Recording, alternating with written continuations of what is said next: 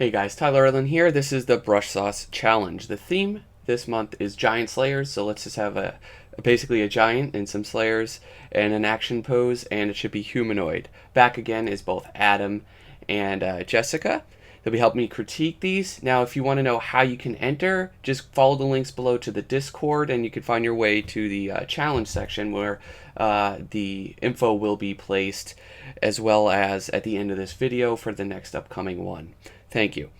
I think everything separated works, but I think it was kind of maybe a compilation of three different images with three different perspectives. Mm-hmm. Like the giant in the back, the architecture, and the guy sitting on the ground are all, and the guy who's inside the underneath the archway looks like they came from three different sources that don't necessarily mix, right? Yeah. I think that the idea is really interesting, and I think there's something just really unexpected, and the color choices and everything are really nice. I think that it's mostly just the composition, the way that the pieces were combined doesn't work effectively. And I think a huge part of the problem is the structure. I feel like the structure itself is throwing off the whole rest of the image. And even if the perspective were correct, the way that it like goes directly down the middle, and one side is kind of this open, foggy, atmospheric area, and the other side is like this structured temple. That's true, type thing.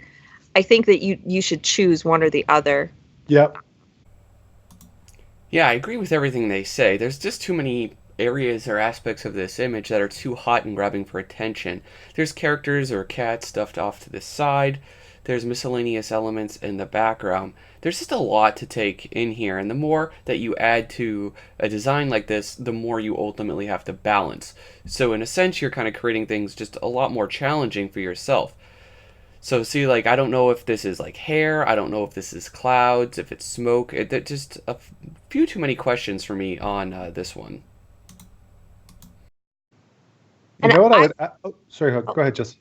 Oh, real quick. I was just going to say, I would suggest making the figure in the foreground the focal point, and finding ways to kind of take the giant back a little bit and just, soften him so that he's a secondary focal point rather than a competing focal point. Because I feel like all of the storytelling is in that hand wrapping around the man. Hey, Adrian, welcome back. Pleasure seeing you again. So with this, I see you think a thing about inventing poses. The short answer is never invent a pose. That was the spirit of this challenge, or the reasoning why we were going to make humanoid giants, is so that they can be referenceable. And a good creature design should be, whether you're making a 4 or 6-legged beast of some sorts, there's always a way to get in there and reference the mobility and the movements of them. Because when you make it up, it's always going to look like you make it up, and that is about as far from professional as we'd want to come off as. Yep. Yeah. Absolutely. So for making up poses, the answer is don't. Don't do it. Exactly. Yeah. As John Howe says, if you don't use reference, what you paint will never ring true, right? So always reference your work, and if you can't find it, usually you can't on Google, you shoot it yourself. That way you can get exactly what it is you're looking for, clothing and all kind of stuff. Yeah, cut and paste. I was going to say, even like Donato, like if you look at some of his paintings that have multiple figures, he's said that like it's his assistant over and over and over again. Oh, yeah. And he just shot her in like a whole bunch of different poses and directions, and then turned her to different people for the painting. Look at those big fancy frescoes by William Bouguereau, and you're going to notice that if you look at the models, it's the same model in 6 different poses doing different things in the shot, and he's literally just cut and paste them in a sense. And this is a classical realist painter. He would reuse the same models over and over again. So yeah, absolutely.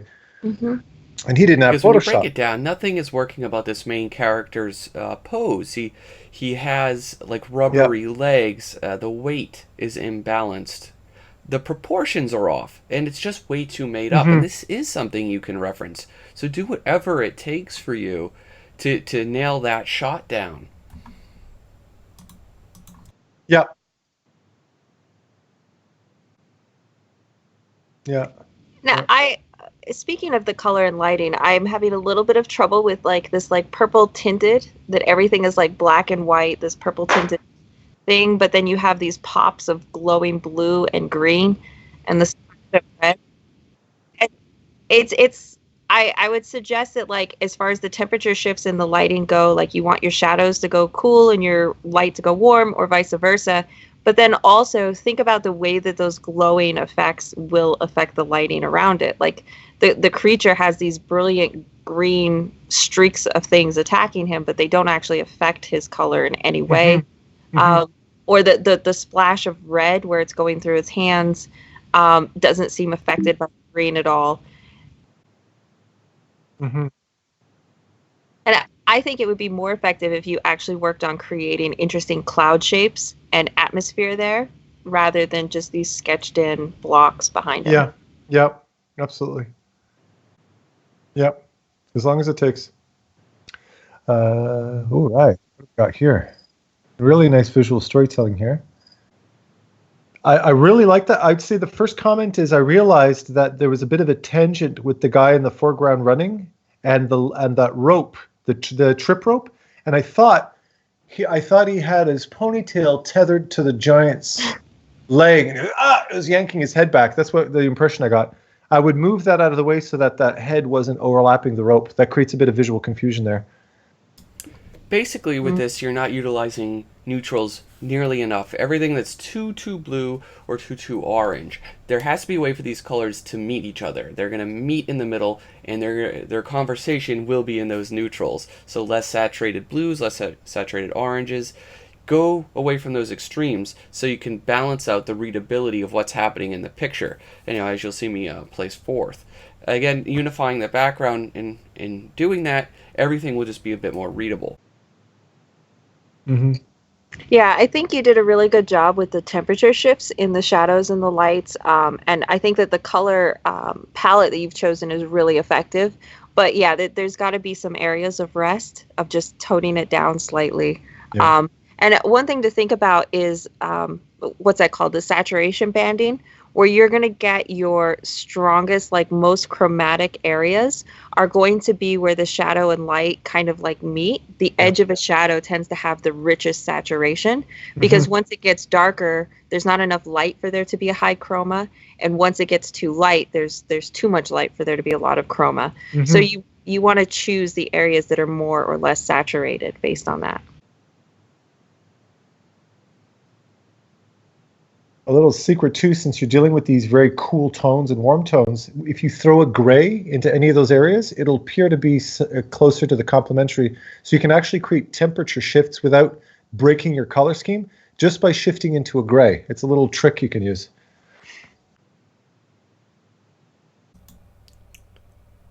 All right, so next up here, welcome Paul. And I believe you were wondering about balancing and getting those meteor strikes to read off of the background here. All right, which is great.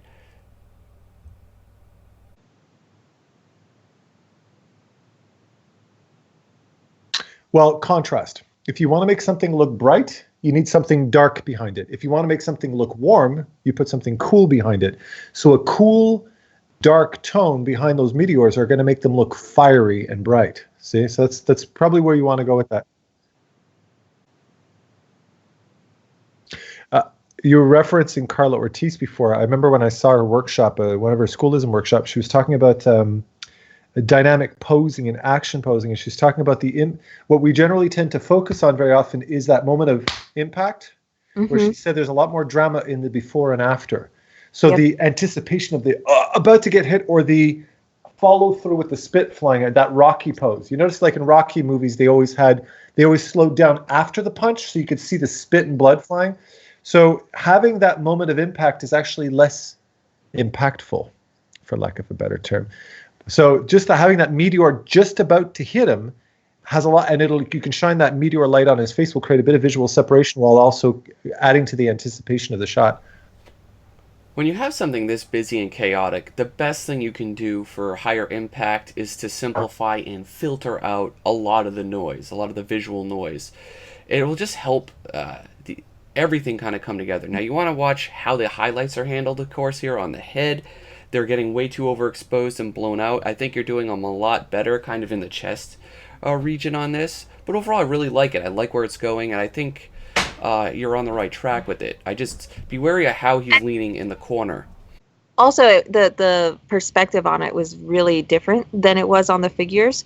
So if you were to want to put a background back in, I would be more attentive to where the horizon line should be in relationship to the figures.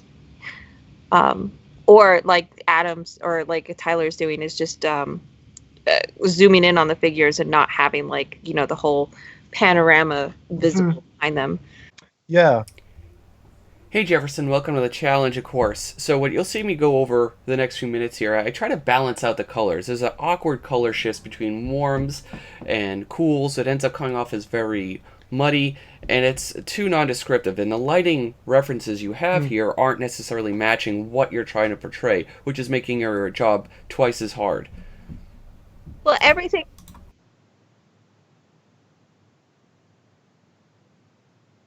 kind of feels muddy, which I think is partly the color choices or the lighting, but also I think it's edge control. There's just a lot of really soft, fuzzy edges that should be tightened up. Like, we're looking at architectural things, we're looking at strong, modern shapes, and they all kind of feel like not like a hard material, not like a sharp, clean edge. And even if they're broken and battered, they're still made of hard-edged things, glass and metal. That's not being portrayed in the edge control. Yeah. One of the things I'd mention is that there's this very strong cyan tone to the background, the teal, in the background.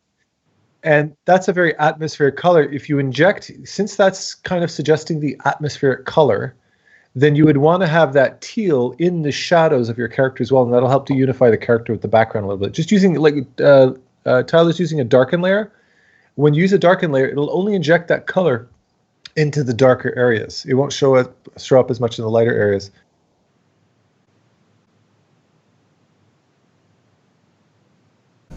Hi, this is great. Welcome to the challenge. I think what you pulled off here for a square composition is very admirable, though it does feel very crunched. I think if you expanded things to the left, to the bottom, and again adding some of the height, it could have a book cover format even, where you'd have room for the author and the title. It would just open things up just a little bit. And the other major thing I pointed out in this one was that I didn't understand exactly what was at the bottom in the water. Were they characters? Were they ships? I think we were all in agreement that they came off more as ships, in which the case is I think the scale of those ships is immensely off, particularly when you do compare them to the windows of the structure.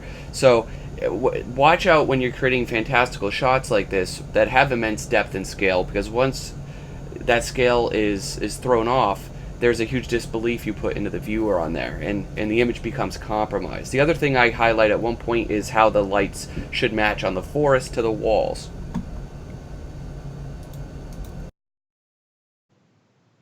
Well, if you look at the size of the windows on those buildings, that'll give you a good scale. Yeah. Also, if you do, as Tyler suggested, and lower the bottom a little bit, it gives you a little room for foreground in which you could have some ships like moving into it. So then you get more of like a depth of field, which will, make the image feel more complex. Yeah. But I think there's also just some really fun design choices, like the guy being covered in moss and like the ripping. Yeah. Fantastic. I'd even push that too. Yeah, the whole narrative that he's pulled himself out of the depths type of thing, right? Yeah. And you can really feel the impending doom of that big ass hammer that's just about to take out the whole village. I really feel that. That scale, that skill comparison is really, really nice. I'm really digging this piece. And the color choices, I think, are really nice as well. Yep. Hi there, Elizabeth, and welcome. So, yeah, this is really cool. I like your image. It's very scary. I think the lighting overall is underutilized. We need to show more form by wrapping the lighting around them. We could simplify the background a little bit and definitely push the lighting on some like the back of the forest. It's just going to help the depth overall. Yeah. But, yeah, this is very terrifying. I'm also getting this weird feeling of like the monster head on the horizon is like super scary and monstrous, and the hand coming towards her looks like just a very generic hand, as opposed to like this monstrous hand that belongs with that face. Yeah. So I wonder if there's a they like the design to make that feel like part of the creature as opposed to just a normal guy's hand being very large. Remember when in the last piece, Jessica was talking about tying in the background to the foreground, creating some transitional elements to allow your eye to naturally flow. Same thing applies to lighting. You've got this bright light on the hand, and the rest, everything else is completely in shadow. So what Tyler's doing is tying that in together to create some unity between the head and the background and the hand and the foreground. Yeah, even I would even have a little bit of light hitting the other fingertips. It really makes me think of Dark Souls, referencing Dark Souls, the king there that emerges from the smoke. That boss there, the bracelet boss. Keep forgetting his name. I'm also getting this weird feeling of the ground that she's on like a sphere. It feels like spherical as opposed to like a flat plane that she's sitting on. It almost feels like it's wrapping around towards the bottom of the image. I'm not getting a sense of the perspective being accurate there. I'm going to make another. Sorry, I'm going to cut you off, Tyler. There's a quick observation because I noticed the reference on the right where that image was inspired by. Notice that one important element about that reference image on the right, the one to the left of the skull, is that you see the arm, right? In yours, you had the hand overlapping so there's a complete disconnect. But in the other pose, in the reference image, you see that entire arm, so you make that visual connection, right? Mm-hmm. That's also important. Hey, Keo, welcome back here. So this is really cool, highly energetic. I like your influences, where you're coming from it. I do, even though you could see your direct anatomy references here, that makes it kind of all the more obvious where things aren't working. In some cases, it's like how those deltoid muscles are working in the shoulder, definitely some of the leg things, and then the overall readability, particularly on the bottom side of the image, is what gives me personally a lot of trouble reading it. There's just a lot better cropping and organization of that same information on your reference images that you should apply to yours. Yeah, it's like you didn't actually you had your reference to kind of give you the overall shape, but then you didn't adhere to it. When you look at like how the leg curves in front of the body to hold it forward, the way that the shoulder tucks back behind as he pulls his arm back, you didn't follow, like you didn't pay attention to it closely enough. I think the main thing, I mean, you tapped on most of those. There's two little things. One is the just to make sure that you're not confusing values. So the deep cracks inside the crevices of the ground and your character kind of mesh in together objectively as one big black abstract shape. We'd want to create some kind of, you'd want to push those shadows back in the background so your foreground character has more contrast and pops more. And just a little bit of consistency, like you have this nice soft gray shadowing on the monster, on the beast, but then the hand has these dark gritty shadows on it. So it just looks like just a lack of consistency in your lighting. Just clean that up and kind of match it a little bit more there. Right. The guy in the foreground was almost getting lost with all of the noise of the canyon or whatever breaking up around him. Yeah. And there's something about how far down the image that foreground figure is that's throwing me off a little bit. Like it feels, yeah. I feel like maybe if you just dropped the bottom of the canvas down more and just gave a little more room for that figure in the foreground to have its own space. Yeah, all three of the figures he has right there, or pictures he has right there, the figures are not cropped. Yeah, and notice that in the Frazetta piece in the bottom middle, in that reference, even when you don't see the feet, leave space for the feet. Don't crop at the knee because it dissects the image in an awkward way. So even though Frazetta's feet are covered, they're still blocked by objects. He still leaves enough real estate on the page to suggest that they're still there, right? Hey, Keiju at the gate. So hey, Eric, welcome. Yeah, this is really cool. You have a very cinematic look for this. It's a very complex image. I do like what you're trying to go for. I do like the composition. The thing is, though, the more cinematic and in a way the more realistic go, the more obvious the flaws really do become in this case. And in your specific situation here, it's where you have your photo rendering elements and details trying to match what you've kind of hand painted and stitched together, where it's just not happening yet for it. There's a lot of uncohesiveness with like how pixel perfect the sky is to how rough looking that character is in the foreground. There's just a big difference in separation of these elements, and you really want to get your painting up quite a bit more, perhaps before you try to integrate so many photos in. I think kind of what they were trying to do was to like kind of have that foreground blur as like a framing element, but then they go with extremely high contrast with the light and shadows, which kind of belies any sort of like blur framing element to create like a depth of field. And another thing I'm noticing is like you could tell that you used like photos and things like that to compose the image, but you didn't paint over them enough or like integrate them enough that it feels like one image, like one painting. Instead, my eye keeps like separating out. Oh, this is this photo, this is this photo, and they feel kind of like glued together. You haven't effectively integrated them yet. This is a really good, both of you are mentioning this, you're nailing it. It's a very good example that you can get, that photo bashing can be addictive, and it can be very detrimental to your art if you bring in too many photo elements before you've really strengthened your fundamentals. The fundamentals are missing, so anywhere where you have to hand paint, it got sloppy.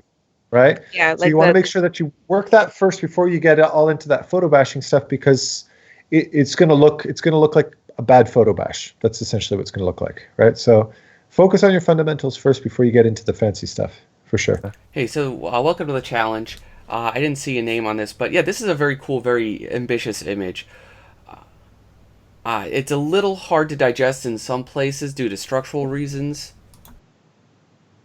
Yeah. Yeah. I was like, my eye was going like the optical illusion, like what's the negative space, what's the positive space, and I was having a hard time realizing that this was actually like a flat plane that they were coming out of. I kept for like the structure or something. I thought we were underneath some kind of like Greek architecture, right? Yeah. We were in under a building with pillars, and they were walking in, and the lighter areas was the sky. That's what I was interpreting. Yeah. So if you're going to really amp up, I guess they're dimensional gates of sorts. Yeah. You have to play up those special effects. Special effects typically have their own set of designers and stuff. It's not an easy thing to do well and convincingly, but you really want to amp that up. The other thing I mentioned you got to watch out for is the ships. You copy and pasted the same one 3 times, and it's too obvious in this case. Also, I wonder if it had more like something going behind them to connect that space, because the dark gray of the sky is so flat that my eye was trying to read it as a building that these were windows in. Yeah. But I wonder, like, if you had like a plane flying behind it or something like that, like something that broke that shape, so we felt like it was in front of. That might help sell it. Yeah. I'm gonna one last little thing, and it's funny because I see it's a bit of a common theme with a lot of the pieces I've been seeing this week, is drawings where you overlap the upper arm with the hand. You've got this very dramatic hand in the foreground. And I would advise against that. Always try to find a way to integrate the rest of that arm into the shot so you can, again, connect the arm to the hand. And we see that with this robot on the bottom right. We can see that his hand is kind of just up here in the foreground like that. It feels disjointed. It feels like a bit of a dismembered hand. You're going to see it again in other pieces too. I kept noticing that over and over again. Yeah. Yeah. And it's confusing something that's already visually confusing. Yeah. And one more thing I noticed, that plane on the far right of the image in the light background being the same plane that's in the dark sky. I think that's part of the confusion about these portals, because it exists in both ones, but the one on the right reads much clearer. So your brain goes gray sky, plane flying, and then the one on the other side is almost like a second thought, and then you're like, wait a minute, that's not a building, because that other one already sets the stage that we're looking through this window into the sky. Yeah. And so that's part of the confusion of the positive and negative space, I think. I would honestly, for the type of art and the type of brain you have doing this, you have surrealism in your future. And I recommend looking up surrealist artists, because it'll very much inspire the direction. And surrealists resolve and play with these confusions in a way that makes it look obvious. It makes it look deliberate and not like an accident. So I recommend checking that out. You might enjoy yourself. It immediately has like this really nice, like nostalgic. No, there's something really pleasant about the mood of this one. Yeah. there's some perspective things that are really confusing me, like the building and that road are really throwing me off. They look a bit smaller, yeah. They look a bit smaller or something. There's something Or off it with almost looks like the road is overlapping or going in front of the building. Okay, yeah. Okay, I see what you mean. Yeah. Hey, welcome. Yeah, so this is a lovely little piece, a nice little take on the thing. There was some discrepancy in the beginning that I tried to clear up. Like, I understood what kind of was happening here, but both Adam and Jess had a bit of confusion in regards to where there was a line separating the foreground to the midground, and of course the scale of the houses and everything else was playing into that, as well as with the fence. The other thing I kind of noted is a little bit of the positioning there of the character. There needs to be more acting, more connection between him and the creature. But yeah, we kind of resolved this, and let's get into it. Yeah. Also, yeah, pay attention. Yeah, I think that's the thing. It's the scale. The building is too small. Look at the boy next to this fence. The fence is intended to, he would have to climb over that fence normally, right? But instead, the fence is it's just about knee high compared to the boy. So it's the scales. Use the human as a point of reference and compare the scale of everything else to him so that there's a consistency through it. My other only comment, there's different things to say, but my other only comment is make it clear that the boy's looking at the giant, because it looks like the boy's looking off to the side. I don't see that visual engagement. Yeah, you got to like tilt the chin up and turn it a little bit. And and I really love the design of the giant, like those trees growing off the top of it with the birds flying around in the clouds. Like, that's really cool. Really, the mountain god. Yeah. It's very interesting. It's almost, you know what it almost looks like? Is if you shot this with a telephoto lens, because it's all compressed, which is kind of neat. It kind of gives it a bit of a style to it. But in that process, your perspective got a little bit screwed up. Like if you look at the giant or the monster in the background, if you look at the spacing between his foreground, his front and back leg, they're too far apart, right? You got your perspective got a little bit lost there. Yeah, I get the feeling like it's almost like there wasn't enough room in the image, so then you started trying to just make things smaller to make them fit. Exactly. And then part of me wonders, like, well, then why are we like trying to lock ourselves into this really tight space that's not leaving enough room to show what you want to show? And part of me wonders, what if you made this like a vertical piece? Like, what if you took and just kept going up and had this as like the bottom half of the painting, but then you had the giant going up into the top half of the painting. Yeah. And I think then you might have a better sense of scale, and you wouldn't be fighting to like try and fit that giant under the top of the canvas. We forget that we're working in Photoshop. You know, if you're working on a canvas, you're stuck with the dimensions you've got. But if you're working in Photoshop and you run out of space, you just expand your canvas, period. But we create our own cages. We create our own restraints mentally. You've created this dimension, and now you try to fit everything into that dimension when that is a dimension you can manipulate. Don't forget that, right? So don't be a slave to your own constraints.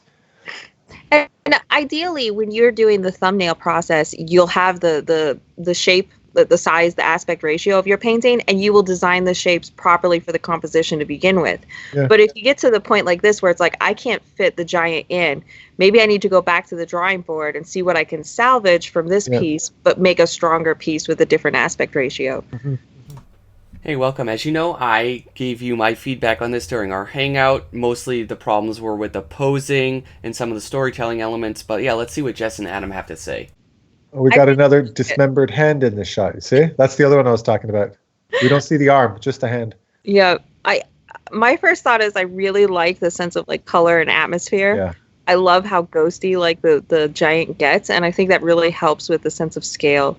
There's some really nice atmosphere and mood in this one that I think is pretty effective. Yeah. You got a nice sense of action. Now, I don't know if the artist referenced this piece or not, as far as the giant's pose is concerned. But even when you do reference, sometimes you reference wrong. So remember to always keep your poses open. What you've got is you've got the hand back. If I try to do the same thing in my viewfinder, my hand doesn't go. I can't even get my hand back there. It hurts. And then you have the other hand here, like that. This is a very awkward pose. So make sure that, number one, the pose you're doing is actually anatomically possible, like your arms actually can go back that far. And two, does it look good and does it read well? So one of the things I notice when I'm taking photo references with my little tripod thing is I walk into the photo reference process thinking, oh, I'm going to get it in 1 or 2 shots. By the time I finish shooting, getting that image to look good within that aspect ratio, getting the pose and the mood, I've taken 50 or 60 shots, you know, and you end up really having to find something specific that kind of checks off all of the criteria to make it look like a good reference. And that pose looks, well, it's an unnatural pose. Maybe you referenced it, maybe not. But if you tried to get up and do that yourself, you'd realize it's not physically possible. So that's a little hint for you. It feels like more like, it doesn't feel aggressive. The pose doesn't feel like you're trying to sell this thing of like this giant thing that's about to smash this guy. But the pose looks more like he's dancing than it does. He's like attacking someone. Girl, throwing the thing like this. Yeah, it's true. What Jessica's saying is, it's the fact that he's not pointing towards the soldier makes it look like he's running this way, and he just decides to kind of like toss an axe that way. Yeah. Speaking of the body language, I have questions about the figure in the foreground, and my first thought in looking at this image is, why is he just sitting there waiting to get hit, like waiting to get smashed? So there's a storytelling thing here where I don't understand why this guy would be right here in front of this giant. He's like kneeled down, like just waiting to like get smashed into the ground. Well, you can see it's the giant's pose that confuses us. When you can see he's kind of cowering behind. It's like, oh shit, right? But the giant isn't engaged enough. If you want to create a sense of engagement or aggressivity in your pose, you want to turn the whole body towards the target. So if he came in like this and he was lurching over him really big, and you see the guy cowering, you'd get that this guy's cowering. He's cowering behind his shield, right? There's something in my mind too that like wants a reason as to why he's cowering in place, and his pose says that like he's been sitting there for a minute. It's not like he just fell into that pose. Mm-hmm. I want a reason that he's there instead of running away. Mm-hmm. So like maybe there's something on the ground there that he's trying to protect. Like maybe there's a reason that he's like locked in that space, cowering rather than running away. Yeah. Or make the pose look like he just fell into that crouch or something, as opposed to like he's just sitting there for, a minute. Like holding his ground or something. Yeah. Hey, and welcome to the challenge. Basically, to sum up what I had to say, is it's still too rough, too much like a color sketch. We need to refine it more. You know what I would mention? It's a kind of a saying that we say in art, and it's light on dark, dark on light. And what this means is if you have a bright surface or a bright object, you don't want to put it behind something that's bright because it'll neutralize it. You won't see it. And contrary-wise, you want something dark on a light surface or light on a dark surface. So what I recommend you do is, when you're trying to separate objects, the smaller knight in the foreground or the giant off in the background, try to create some visual contrast value-wise. Forget about your colors. Just make those values work. And that way you'll be able to define, you'll be able to read everything better. And that will lend itself to more clarity. And people won't pick on you for your rendering as much. I see that consistently with a lot of pieces today, yeah. I think, too, is like also you need to just think about like space. Like the way that the knight is on top of the hand of the giant, it looks like it's two overlapping images. It doesn't look like he's actually like, his foot is on top of that, or like the things that are behind the giant, whatever the scratchy shapes are. Like I don't even know what those are, but I'm not getting a sense of like things being in place in space. I'm not sure if those things are supposed to be behind the giant or in front of the giant, or so just actually like getting a better sense of three-dimensionally where everything is. Yeah. And it's a very complex piece too. Before we move forward, I want to mention something globally. Something I've noticed with a lot of the artwork today in general is, what I notice a lot of you artists are doing is you are taking on very complicated images, landscapes, bridges, Godzillas, ships, portals. You're going way too complicated. And if you look at a lot of this art by artists artists that produce these really beautiful pieces, very often it's just a piece of rock, a character, a giant, and they work that into the image in a very simple way. You're trying to balance way too many things. And I find that's something that's throwing off a lot of you guys. Yeah. Oh, that's kind of cool. He's coming. He's resurfacing out of. You know what I really like about this? The skin tone under the water, and then just having the pink fingertips coming out. That's really powerful. I would probably want to put a reflection over that to show that he's actually submerged, because I didn't catch that at first. But have some kind of a water reflection overlapping the giant. I think that.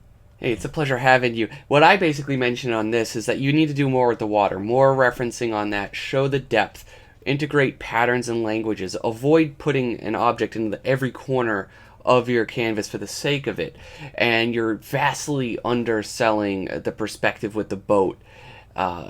You need to get a reference of a model. You need to do a 3D one. You need to make and build your own, buy a toy model boat, whatever the case is. But you need to photograph and build it off there, because there's something just so flat and unselling about that as the focal point, which is just a missed opportunity in this case. So in my various paint ups, I'm going to try to show and push depth. You need more careful attention to how waves work and how they'll interact, because they're all the same line again and again, and they don't feel kind of like as a natural water is moving. It just there's a disconnect there with that. And again, I just push contrast within the water to help pull your figures and forms and utilize the color in a bit more of a stronger way. And another thing that's throwing me off is the colors. I get this like very like neon blue, neon green, not neon, but like very primary brown. You get these like very like specific local colors, and there doesn't seem to be much variation in them. And the way that Tyler's already going in and painting into the water is giving it more variety and more of a sense of realism, and less of like, this is a primary teal water thing. And so like in the same way that the browns of the boat are going to be affected by the same colors that the water and the grass are affected by. And start trying to, temperature shift and unify the colors. Yeah. Yeah. And another thing that's throwing me off too is the four corners of green. Yeah. It's a little too killer. The too contrived, yeah. A bit of a faux pas too. And this can happen from the front or from the top or from the bottom when you're thinking about using a dramatic angle, or when you're still not completely comfortable with three-dimensional form. A very common mistake you'll see, which you think is making your life easier, but in fact it's doing the opposite, is having perfect full frontals or perfect profile shots or perfect top-down shots that ruins depth. So you always want to get a little bit of a three-quarter angle. The fact that the hand and the boat and the head and the body are all perfectly lined down the side of the camera is actually flattening the image and makes it a bit visually confusing. So just shifting it off and creating a little bit more three-quarter angle from any top or front or whatever gives it that depth and helps to solve that problem. Because I find a lot of artists struggling to make an image work because they went too flat and two-dimensional with their too mirrored, right? So a little something to pay attention to. Hello and welcome to the challenge, Jan. Now, I think what you did here is awesome. I did tell them that you did paint this with a mouse. We're all impressed with that. I just didn't know what the white elements were. There was some discrepancy with there. And the major thing I would try to change is, unifying that sky a bit more. Feels a little random. Getting harder edges, particularly on these foreground elements. There's ways to show motion blurs on them, and then get rid of the crop of the character resting firmly at the bottom of the page. The only person I ever knew that actually drew with a mouse was my old boss, my old director, who couldn't draw. But you actually managed it. So that's pretty cool. Now, I would mention here is, if you're looking for a cheap alternative, I actually just bought my daughter, if you want to get an Intuos, but you can't afford the Pro because it's like $500 Canadian or whatever, the Intuos S. It's the cheaper version. It doesn't have all the little bells and whistles, but it's fantastic. It's it's like half the price. I got the feeling. Flower power, man. She's feeling she was like throwing dishes. I thought she was throwing dishes at them, but isn't maybe flower petals? I don't know. She's the irate wife throwing. That's pretty sexist. Yeah, but her power is dishes. the way that they're rendered, you can't tell what they are. So I just saw like white china. I interpreted it as petals. I saw flower petals. I don't. Go ahead, Jessica. It's hard to say, like, knowing that he painted it with a mouse. how difficult it would be, but just looking at it as an image, trying to ignore that fact. Like again, like the idea of edge control. Like you look at the front of those helicopters and they look very like muddy and soft as opposed to like this hard metallic surface. Like the edges around her and the sky, like things like her hair is really hard edged versus the helicopter is really soft edged. And so I feel like edge control is a big thing in this image. Yeah, and the sky you have, for instance, you have bright yellow fiery sky, but the smoke is white, and the smoke technically should pick up on that color of the sky. It's not going to be puffy white sky, white clouds unless it's a white sky to go with it, right? And then there's also like just some detail things where like everything is like really soft and like big brushed, and then like you look at the water and all of a sudden you get like this like really intricate detail from the photo, or the smoke again you get this really intricate detail that isn't found anywhere else in the image, and it makes it look really out of place. But you get 2 thumbs up for actually managing to do that with a mouse. It's unprecedented.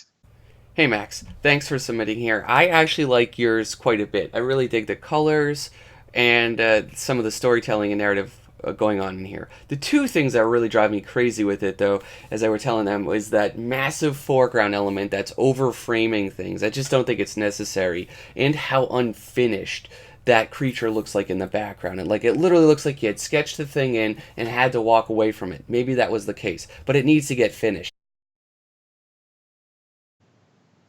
Yeah, I would actually take some elements out of there, because you have the beige structure on the left, which is blending in with the brownish gray monster in the background. Get rid of that so that the monster reads better, and then you have that foreground object overlapping the head. I would get rid of a lot, or move it out of the way, open it up. Yeah. Yeah, it was extremely distracting, and I think because it was so like this cold black thing against such a warm image, it was like the highest point of contrast, and it was overlapping your figures in a very like tangential way over the face, and that ends up just like it took over the image. Yeah. Also, snow. He's running through the snow. I think he's running through the snow, and his foot hits the snow. That snow, when it disperses, is not going to be black streaks like sketches. It's going to be white puffs of snow that's shooting out. Yeah.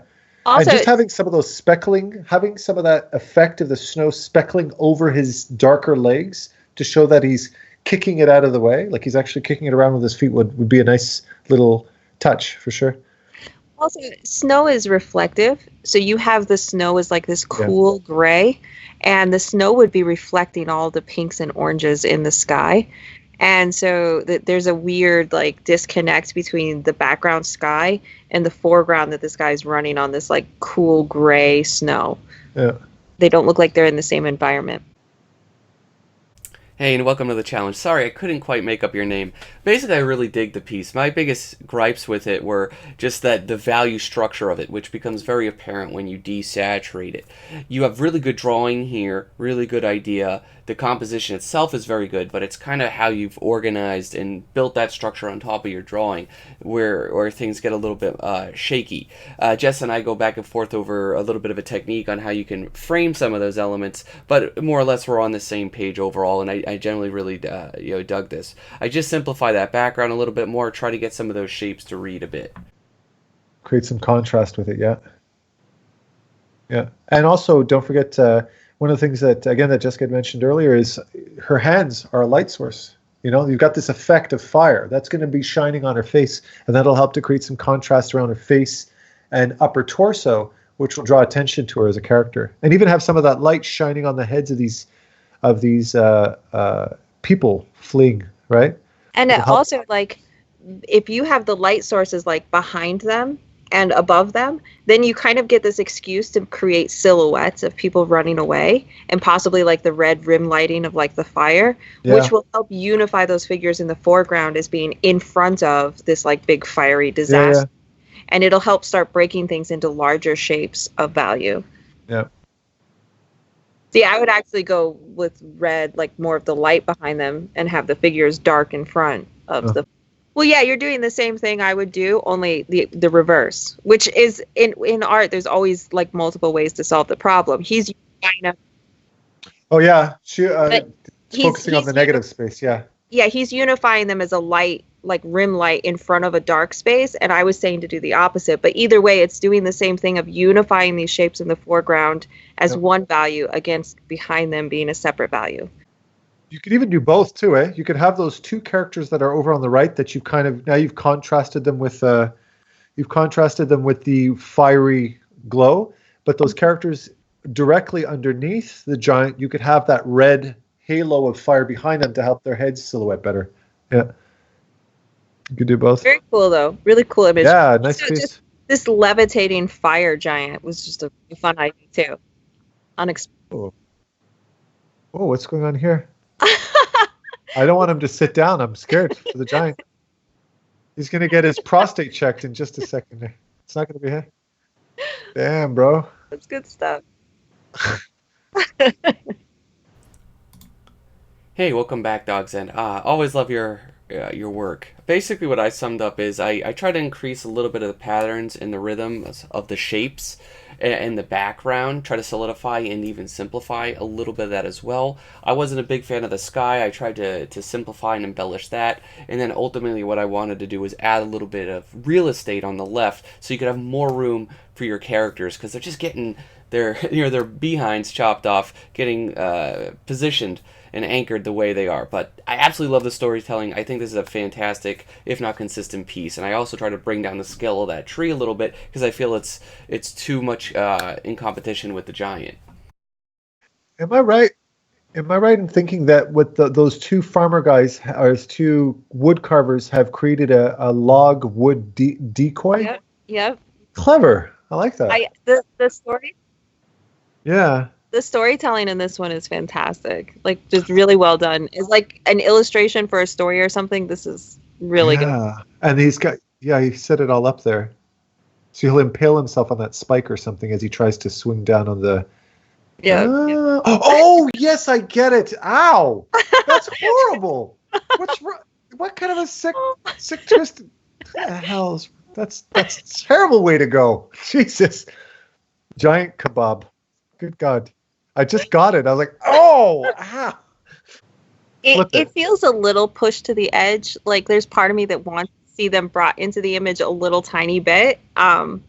It's a tiny thing, though. It's not like, I feel like the image does work. It's just they're a little too far removed. Yeah, and they're hugging the edge of the image again, right? So you want to bring them into the image by, exactly what Tyler's doing. Just stretch it out a bit. Yeah. Yeah, this is a really fun image. It's terrible. It's awful. What a horrible. I feel uncomfortable now. You notice I'm sitting side saddle now because I'm just not feeling very comfortable with this shot. Hey guys, there was a big technical issue this month. I'm lucky I kind of salvaged what I did here. There were some consequences, though, in spite of just not entirely redoing everything. The original video ran at about an hour 15 or 16, so there is a good 22 to 25 minutes of my feedback unfortunately cut. Fortunately, most 99% of what Adam and Jessica had to say isn't fully intact, and it's because on my end and its way some of the track, my audio track, got corrupted. It had to get removed, so I basically came in here, as you could see, I spliced in some odd, like 20 different individual tidbits of me into the footage. So you will see some rough cuts of just the transitioning on the audio, and that will be the reason why. I basically condensed 20 minutes down to what I was saying into the little quick tidbits, so it doesn't come off as naturally as it does, but it's very direct. So that's the good thing. Sorry again, but it's the only way I could get this out in a timely manner. Thank you for your patience. Hey guys, I'm back, and due to the fact, over the technical difficulties that I just explained, I don't have Adam and Jess here, but we were able to discuss our favorites and our picks this month before they had to depart, so please allow me to speak on their behalf. These were our favorites. The first was clearly this one here, which I'm sorry there wasn't a name on the piece or file, but we absolutely adore how most of this was executed. We couldn't stop laughing at the the theme that Dog's End really played up, and how clever it is, and of course its good use of line, shape, and form. All around very well executed. And again, we're going to give an honorable mention to this one here, which again, I just can't read the name. I'm terribly sorry about that. I really like that one, and it's once you fix some of the structural issues, it'll be an extremely strong piece. So thank you guys, of course, for entering. Now the next challenge details, let's have that due October 1st. The theme is going to be Armored Winter Battalion. Now you can pick two different sub-themes of that for what your winter battalion is going to be. It either can be Soviet Cold War, or it can be ancient feudal Japan. So pick one of those two styles and time periods to research, and then portray what your Armored Winter Battalion will look like. All right? Take care.